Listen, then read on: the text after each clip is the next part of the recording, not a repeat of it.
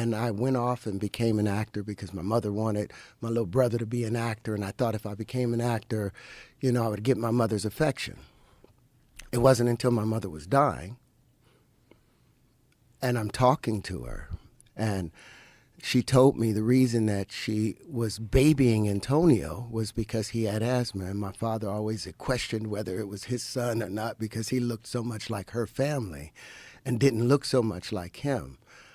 And I realized, my God, if I had followed my proper course, I could have saved my mother, because the knowledge that I had, I had the grand unified field equation. And during that period of time, I started waking up in my dreams again.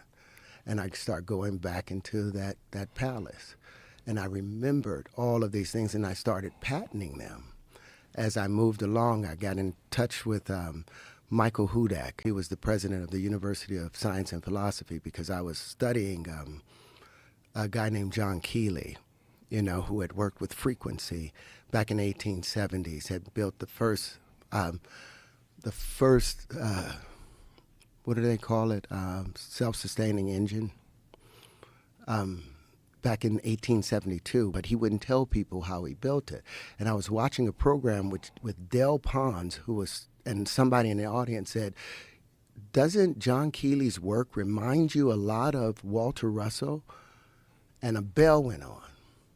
And so I got in touch with the University of Science and Philosophy after watching some stuff about Walter Russell. Same key of E. Same key of E.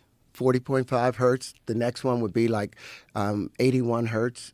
You go to silicone, it will double up and would be 162 hertz. You'll go to cobalt, and it'll be 324 hertz. It's, in that base, if you were to take the angles of incidence or the tones that they create, their color. Like, you can turn color back into sound based upon, it's the same wavelength, it's just twice as long or much longer. The reason that arsenic kills us is because our DNA has nitrogen and it has phosphorus in it, because nitrogen unwinds into the next octave right after silicon and becomes phosphorus.